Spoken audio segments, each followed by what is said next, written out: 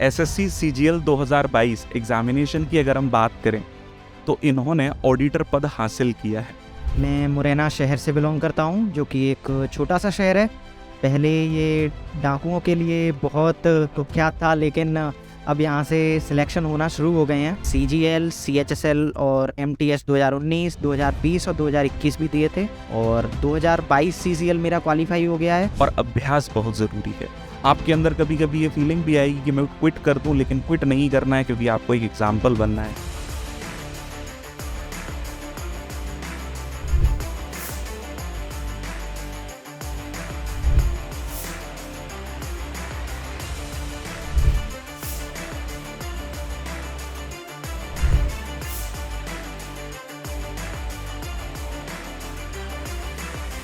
किसी ने क्या खूब कहा है, सफल होने के लिए निरंतर अभ्यास और प्रयास की आवश्यकता होती है, और जब आप निरंतर अभ्यास और प्रयास करते हैं तो आप एक उदाहरण बन जाते हैं। आज ऐसे ही उदाहरण हमारे बीच मौजूद हैं जिन्होंने अभ्यास और प्रयास दोनों को साथ में लेकर सफलता का वो मुकाम हासिल किया जिसके लिए हर एक विद्यार्थी कहीं ना कहीं एक सपना देखता है, एक विजन देखता है। तो आइए भी शुरुआत करेंगे आज के हमारे चैंपियंस टॉक के एपिसोड नंबर 2 की, हमारी सिलेक्शन का सफरनामा, जहां हम जानेंगे कि सफलता को प्राप्त करने के लिए किस तरीके से यहां पर अथक प्रयास करने होते हैं, और जब हम अथक प्रयास करते हैं तो हम एक उदाहरण के रूप में उभर कर आते हैं। आज एक ऐसे उदाहरण मैं आपके साथ रूबरू कराने जा रहा हूं। तालियों के साथ स्वागत करेंगे एसएससी वाला यूट्यूब चैनल पर प्रभाकर उपाध्याय का। मैं चाहूँगा आ जाएं और आगे की बातें हम लोग उन्हीं के साथ साझा करेंगे सारी चीज़ों को। तो सबसे पहले पूरा एसएससी वाला, पूरी फिजिक्स वाला टीम की तरफ से मैं यहाँ पर प्रभाकर जी का स्वागत करता हूँ। हाल ही में एसएससी सीजीएल 2022 एग्जामिनेशन की अगर हम बात करें तो इन्होंने ऑडिटर पद हासिल किया है। हालांकि मैंने अभी ये बता दिया है, लेकिन आगे की चीज़ें हम लोग इन्हीं से जानेंगे, क्योंकि आज आप इन्हें सुनेंगे और इन्हीं से जानेंगे कि सफलता तक पहुंचने का जो रास्ता है वो यूं ही नहीं मिल जाता है। जब हम सफल होते हैं या एक मुकाम पर पहुंचते हैं तो रास्ते असफलता की ओर भी होते हैं, लेकिन उन असफलताओं को क्रॉस कर कर हम जब सफलता की तरफ बढ़ते हैं तब हम कहीं ना कहीं एक एग्जाम्पल सेट करते हैं। और ये बात हमेशा ध्यान रखिएगा, लोग आपके एग्जाम्पल से बदलेंगे, आपकी राय से नहीं। तो आइए भाई शुरुआत करेंगे। तो सबसे पहले थैंक यू प्रभाकर जी, आपने अपना समय दिया, और मैं सीधे आपसे छोटी छोटी चीज़ें जानूंगा। कुछ प्रश्न हैं स्टूडेंट्स के, और आपके जो एकेडमिक प्रश्न हैं कॉम्पिटिटिव एग्जामिनेशन में जो बाधाएं आती हैं सब्जेक्ट को प्रिपेयर करने में, वो भी हम जानेंगे एक एक करके, क्योंकि आपके प्रश्न मुझ तक पहुंच चुके हैं। तो हम सीधे प्रभाकर जी से पूछते चलेंगे। तो सबसे पहले प्रभाकर जी अपने बारे में ज़रा बताइए। मेरा नाम प्रभाकर उपाध्याय है। मैं मुरैना शहर से बिलोंग करता हूँ, जो कि एक छोटा सा शहर है। पहले ये डाकुओं के लिए बहुत कुख्यात था, लेकिन अब यहाँ से सिलेक्शन होना शुरू हो गए हैं और कई लोग अच्छे अच्छे पदों पर पहुँच गए हैं। देखिए बस बहुत अच्छी बात यहाँ पर बोली कि ज़रूरत ये नहीं है कि आप कहीं बहुत दूर जाकर पढ़ो, ज़रूरत है आपके जज्बे की।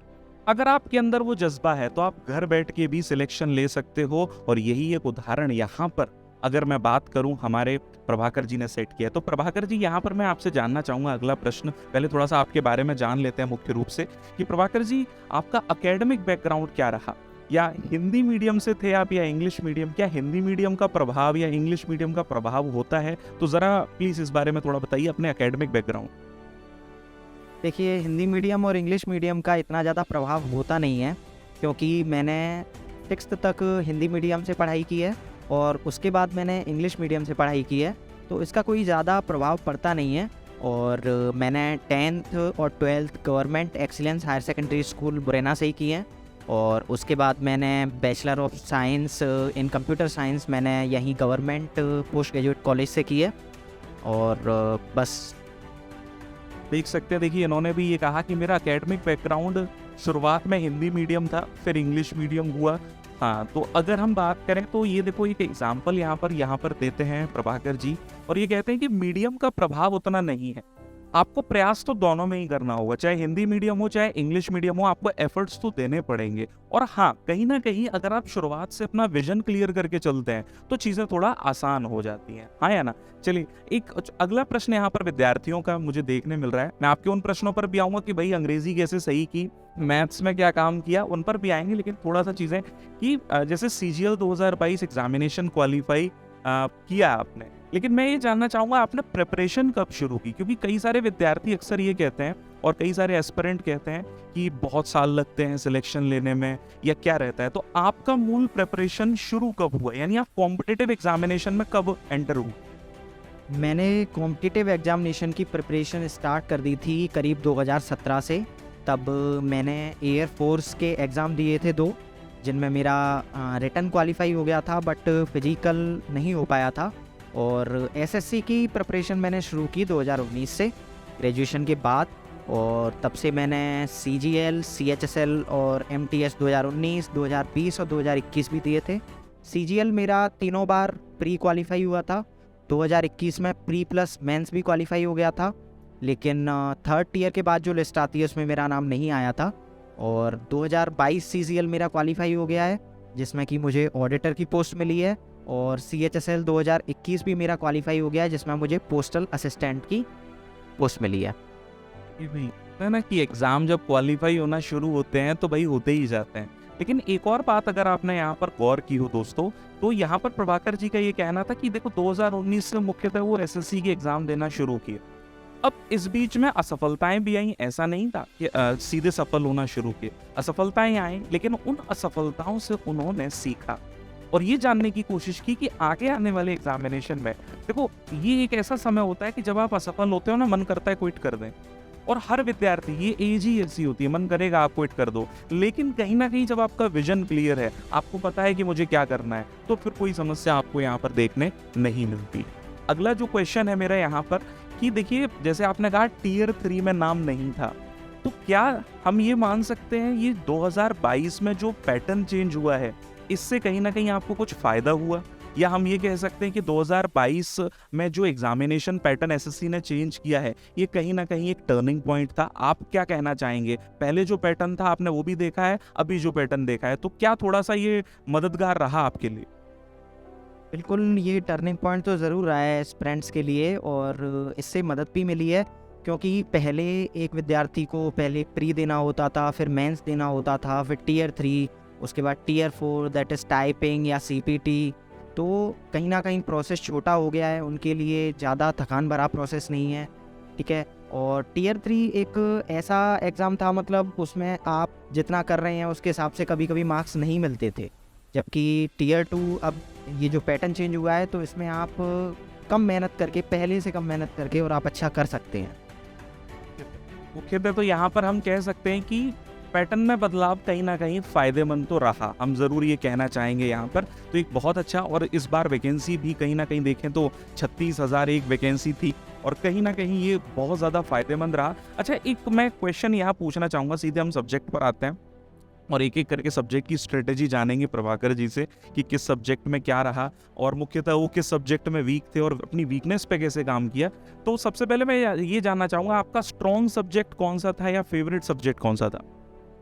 फेवरेट सब्जेक्ट बचपन से ही मैथ रहा है, और मैथ में मैं बचपन से ही अच्छा हूँ। तो मैथ के बस मैंने एक ही काम किया कि कॉन्सेप्ट्स क्लियर किए अपने, और उसके बाद प्रैक्टिस की और मॉक टेस्ट लगाए। मॉक टेस्ट और प्रैक्टिस का बहुत ज़्यादा रोल रहता है। तो जो जितने भी एस्पिरेंट्स अगर अब तैयारी कर रहे हैं, तो प्रैक्टिस पर ध्यान दें, कॉन्सेप्ट्स क्लियर करें, और मॉक टेस्ट के बाद उनको एनालाइज ज़रूर करें। क्योंकि मॉक टेस्ट देने से इतना अंतर नहीं पड़ता है जितना आप उनको जब एनालाइज करते हैं, उससे आपको अपनी गलतियों का पता चलता है, आप किस जगह किस टॉपिक पर ज़्यादा गलती कर रहे हैं, कौन सा टॉपिक आपको सुधारने की ज़रूरत है। तो ये बहुत ज़रूरी है। इसके बाद इंग्लिश जो है, इंग्लिश क्या है कि मेरे पिताजी इंग्लिश के टीचर हैं, तो बचपन से ही इंग्लिश मैं उनसे ही पढ़ा हूँ, तो मेरी इंग्लिश शुरू से अच्छी रही है। और उसके बाद मैंने प्रैक्टिस की थोड़ी सी इंग्लिश की, तो मेरी इंग्लिश अच्छी हो गई। बाकी रीजनिंग मैंने ना कहीं से पढ़ी है ना प्रैक्टिस की। रीजनिंग का मेरा ये रहा कि जितने भी रीजनिंग मेरी अच्छी है वो सारी मॉक टेस्ट से ही हुई है, मैंने सभी मॉक टेस्ट से ही अपनी रीजनिंग अच्छी की है। बाकी जीएस जो है वो मैं कहूँगा मेरा वीक सब्जेक्ट है, और उसमें बस यही है थोड़ा सा कि आप जीएस एक बहुत बड़ा टॉपिक है, एक very vast topic it is. And आप कितनी भी तैयारी कर लो, कभी कभी क्या होता है आप बहुत पढ़ते हैं फिर भी आपके क्वेश्चन नहीं बन पाते हैं, और कभी कभी ऐसा भी हो जाता है आप कम पढ़ के बहुत ज़्यादा क्वेश्चन बना लेते हैं। तो जीएस एक अलग टॉपिक है। बाकी मेरे तीनों टॉपिक बहुत ही अच्छे हैं और फेवरेट टॉपिक मेरा मैथ है ही। कि यहाँ पर मतलब मूल बात कह दी है। जैसे जीएस और जीए, यहाँ पर सभी विद्यार्थी यही प्रश्न जानना चाह रहे हैं कि जीएस और जीए के लिए आपने कुछ विशेष किया था क्या? क्योंकि आपने भी कहा कि आपका वीक सब्जेक्ट था, तो कुछ विशेष उसमें रहा क्या आपकी तरफ से, या आपने सिर्फ एमसीक्यू या मैं बोलूँगा मॉक टेस्ट को ही फॉलो किया चूंकि ये आपका वीक सब्जेक्ट? नहीं, मैंने एक बार पूरी जीएस मतलब पढ़ी थी और उसके बाद मॉक टेस्ट लगाए और टाइम पे रिवीजन भी किया। मतलब मैं ऑनेस्टली यही कहूँगा कि जीएस को मैंने उतना टाइम नहीं दिया जितना मैंने बाकी सब्जेक्ट्स को दिया, और मोस्टली मैंने ज़्यादातर टाइम मैथ्स और रीजनिंग को ही दिया है क्योंकि ये टॉप स्कोरिंग सब्जेक्ट्स होते हैं इसलिए। ये मान सकते हैं कि देखिए 3 सब्जेक्ट अगर आप स्ट्रॉन्ग कर लें और एक सब्जेक्ट को प्रैक्टिस करते रहें तो कहीं ना कहीं आपका सीजीएल जो नया पैटर्न है उस आधार पर आपका सिलेक्शन यहाँ पर हो ही जाएगा, और ये कहीं ना कहीं आपके लिए काफ़ी ज़्यादा फायदेमंद चीज़ें भी रहने वाली। अगला प्रश्न यहाँ पर तो देखो फेवरेट सब्जेक्ट और वीकनेस के बारे में हमने जान लिया, और मूल बात यहाँ पर प्रभाकर जी से हमें यही जानने मिली कि आपको मॉक टेस्ट तो देना है, आप अपने कॉन्सेप्ट्स पर भी काम कीजिए और मॉक टेस्ट पर भी काम कीजिए। दोनों पर जब आप इक्वली काम करते हैं तो कहीं ना कहीं एक लेवल आता है कि जब आप चीज़ों को प्रॉपर्ली एनालाइज कर पाते हैं और चीज़ों को अच्छे से अटेम्प्ट करके सिलेक्शन की ओर बढ़ जाते हैं। अच्छा, ये ट्रेंड है, जैसे आपने मैंने मतलब हम लोग सुनते ही रहते हैं कि आजकल काफ़ी पॉपुलर है ये सोशल मीडिया पे कि अपना अपना रिएक्शन रिकॉर्ड करते हैं कि भाई सिलेक्शन हुआ। तो जब आपका चयन हुआ एसएससी सीजीएल 2022 में, तो आपका पहला थॉट क्या था या पहला रिएक्शन क्या था रिजल्ट देखने के बाद? रिजल्ट देखने के बाद खुशी हुई कि सिलेक्शन हो गया है, बट कहीं ना कहीं अंदर से ये भी था कि शायद और अच्छी पोस्ट मिल सकती थी। बट कोई नहीं, नेक्स्ट टाइम तैयारी करेंगे और इससे भी अच्छी पोस्ट लेने की कोशिश करूँगा मैं। वो यहाँ पर अभी रुकने वाले नहीं है। प्रभाकर जी का कहना ये है कि भाई अभी तो सिलेक्शन की शुरुआत हुई है। अब देखो ये शो करता है कि आपकी डिजायर्स आपको आगे बढ़ाने के लिए बेहद ज़्यादा आवश्यक। जितना ज़्यादा आप डिजायरस होंगे चीज़ों में आगे बढ़ने के लिए उतना आप काम कर सकते हैं। और प्रॉपर बात यहाँ पर देखो, मैं हर बात पर ध्यान दे रहा हूँ। प्रभाकर जी की बात मुझे बहुत अच्छी लगी, रिवीजन इज़ वेरी इंपॉर्टेंट। क्योंकि अगर आप नई चीज़ें पढ़ के उसे रिवाइज नहीं कर रहे हो तो ये बहुत बड़ी प्रॉब्लम कहीं ना कहीं हम लोगों के लिए आगे देखने मिलती है।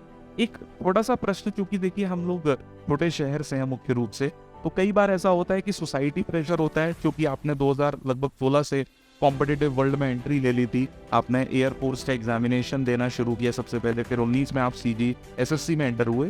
तो इस दौरान कभी आपने ऐसा महसूस किया कि फैमिली प्रेशर कुछ था कि नहीं यार, कि क्योंकि मैं घर में बड़ा हूँ या I am a male child तो मुझे फाइनेंशियल रिस्पॉन्सिबिलिटी जल्दी लेनी चाहिए, या कभी ऐसा मन किया कि प्राइवेट जॉब की तरफ मूव कर जाएं, या सोसाइटी का प्रेशर अब कितना समय और लोगे सिलेक्शन में? तो ऐसा कुछ मतलब कभी ऐसा रहा आपके साथ? अगर ऐसा नहीं था तो आपने कैसे इसको इग्नोर किया? क्योंकि लोग तो कुछ कहते ही हैं, कहीं ना कहीं आप देखेंगे आपको कोई ना कोई ऐसा व्यक्ति मिलेगा ही जो कहीं ना कहीं आपको क्रिटिसाइज करेगा। तो कैसा आपके साथ कुछ ऐसा था? अगर था तो आपने इसको कैसे अवॉइड किया?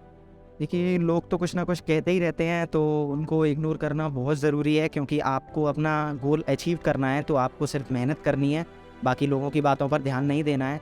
और बाकी जो आपने कहा कि कभी जो फाइनेंशियल स्ट्रेस वगैरह, तो उसके लिए क्या है कि मैं कोचिंग पढ़ाता हूँ, क्या छोटे बच्चों को ट्यूशन्स वगैरह देता हूँ, होम ट्यूशन घर पे पढ़ाता हूँ, तो बाकी ऐसा ज़्यादा कुछ प्रेशर वगैरह था नहीं, बस। देखिए यहाँ पर थोड़ा सा मतलब बोलते हैं ना, एक खुद की रिस्पॉन्सिबिलिटी लेने की कोशिश की और इसीलिए बच्चों को पढ़ाना भी शुरू किया। लोग अक्सर ये कहते हैं कि जॉब के साथ साथ सिलेक्शन नहीं होते, या आप काम करते रहोगे तो सिलेक्शन नहीं होगे। डिटर्मिनेशन स्ट्रांग होनी चाहिए, सब कुछ संभव है जीवन में, आपको बस अग्रसर रहना है, चीज़ों में आगे बढ़ते रहना है। अगला प्रश्न मेरा यहाँ पर ये है, विद्यार्थी जानना चाहते हैं आपका डेली रूटीन क्या था? जैसे हम लोग बचपन में एक तो रूटीन वो बनाते थे, I wake up early in the morning at 7 AM, फिर स्कूल जाता। तो आप मतलब अपना जो रूटीन आप शेयर करना चाहें कि सुबह से शाम तक आपका पढ़ाई का एक स्टैंडर्ड क्या था, कि भाई मैं 1 घंटे मैथ्स में देता था या कुछ ऐसा आपकी तरफ से? रूटीन देखिए, ऐसा जो बनाते हैं ना, इतने बजे मैं उठूँगा या इतने बजे ये सब्जेक्ट करूँगा, वो कभी फॉलो नहीं हो पाते रियल लाइफ में। ऐसा ये सच है। और पढ़ाई का मेरा ऐसा रूटीन था कि मुझे मतलब एक फिक्स टाइम मुझे पढ़ाई को देना ही देना है, ठीक है। भले ही एक कंसिस्टेंसी बहुत ज़रूरी होती है, भले ही आप 10 घंटे मत पढ़िए, 12 घंटे मत पढ़िए, आप सिर्फ 5 घंटे पढ़िए, लेकिन उसको कंसिस्टेंटली पढ़िए, ठीक है, वो ज़्यादा महत्वपूर्ण होता है, ठीक है। तो मेरा सिर्फ यही रहता था कि आज मुझे 4 घंटे या 5 घंटे पढ़ना ही पढ़ना है, ठीक है। बाकी शाम का जो मेरा टाइम था वो पूरा पढ़ाने में निकल जाता था, तो मेरे पास दिन का ही टाइम होता था जिसमें मैं अपनी पढ़ाई किया करता था। मुख्य रूप से हम ये कह सकते हैं कि अगर आप 4 से 5 घंटे कंसिस्टेंटली दे रहे हैं तो पर्याप्त है। कई बार स्टूडेंट बोलता है कि 10-10 घंटे पढ़ाई करने पर सिलेक्शन नहीं हो रहा, ये ऐसा ज़रूरी तो नहीं है। तो यहाँ पर हम लोगों को ये बात समझ में आती है दोस्तों कि कहीं ना कहीं हमें प्रयासरत रहना है चीज़ों में, और जितना ज़्यादा आप चीज़ों में प्रयासरत रहेंगे उतना चीज़ें हमारे लिए काफ़ी ज़्यादा हेल्पफुल रहेंगी। तो यहाँ पर मैं चाहूँगा कि एक और क्वेश्चन यहाँ पर मैं पूछ लूँ कि सोशल मीडिया का क्या प्रभाव लगता है, कि सोशल मीडिया की वजह से क्या कोई समस्या यहाँ देखने मिलती है? आपके ऊपर है, सोशल मीडिया तब तक प्रभाव नहीं डाल सकती जब तक आप उसको डालने ना दो। आप एक लिमिट में रहकर, अगर आप चला भी रहे हैं तो एक लिमिट में रहकर चलाइए, और जो आपके लिए यूज़फुल चीज़ें हैं उनको ही आप एक्सेस कीजिए, तो अच्छी बात है। बाकी अगर आप लिमिट से ज़्यादा कोई भी काम करते हैं तो वो तो आपके लिए हार्मफुल होता ही होता है।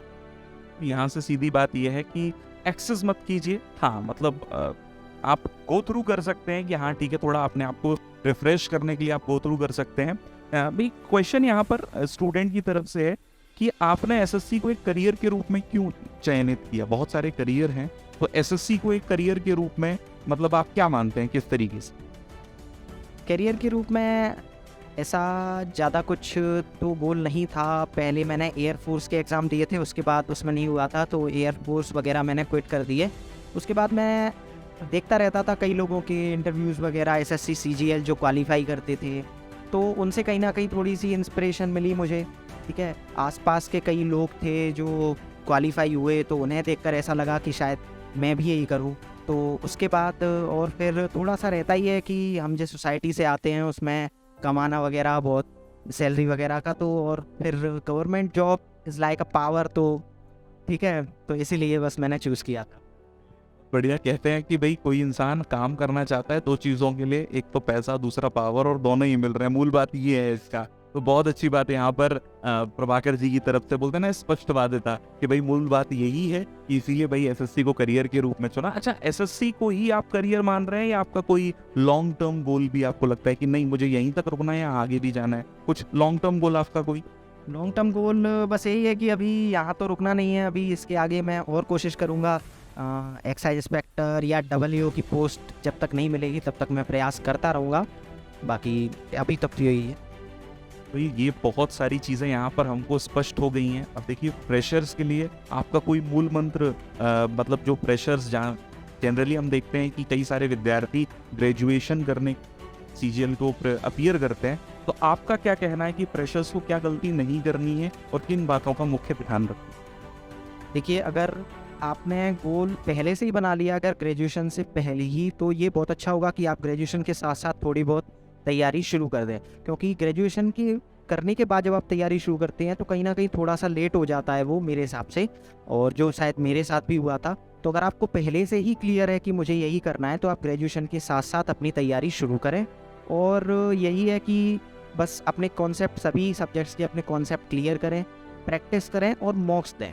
और मॉक्स में ज़्यादातर प्रीवियस ईयर दें, वो काफ़ी हेल्पफुल होते हैं, ठीक है। और जो भी करें, जितना भी टाइम दें पढ़ाई को, कंसिस्टेंटली दें, बस इतना है।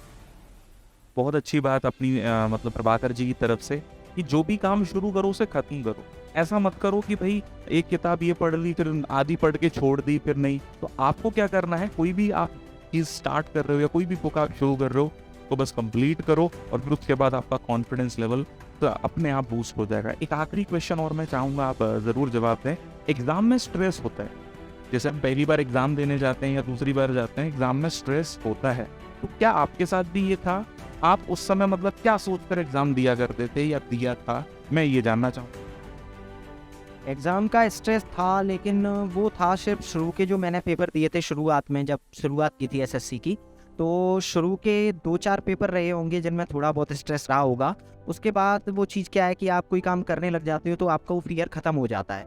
तो शुरुआत के जो मैंने पेपर दिए थे, तब मैंने सिर्फ इसके लिए दिए थे कि मैं देख लूँ किस तरह का पेपर आता है और मुझे किस किस चीज़ की तैयारी करनी है, किस सब्जेक्ट पे फोकस करना है, किस टॉपिक पे ज़्यादा फोकस करना है, यही था। बाकी अब तो कोई स्ट्रेस नहीं है, अब तो कोई भी एग्ज़ाम हो मैं देने चला जाता हूँ विदाउट एनी स्ट्रेस। अब चयन भी हो गया है तो कहीं ना कहीं बहुत ज़्यादा खुशी भी है। तो मैं तो बस यही कहूँगा अंत में दोस्तों कि निरंतर प्रयास बहुत ज़रूरी है और अभ्यास बहुत ज़रूरी है। आपके अंदर कभी कभी ये फीलिंग भी आएगी कि मैं क्विट कर दूं, लेकिन क्विट नहीं करना है क्योंकि आपको एक एग्जाम्पल बनना है। तो साथियों, आज हमारे साथ थे प्रभाकर जी। मैं बहुत बहुत धन्यवाद देता हूं प्रभाकर जी का कि उन्होंने अपनी सक्सेस स्टोरी हमारे साथ शेयर की और कहीं ना कहीं आप विद्यार्थियों को वो राह भी बताई जो कहीं ना कहीं बहुत ज़रूरी है सफलता के लिए। तो आज के इस एपिसोड को हम यहीं विराम देंगे, मिलेंगे अगले एपिसोड में। तब तक के लिए थैंक यू एवरीवन। जय हिंद।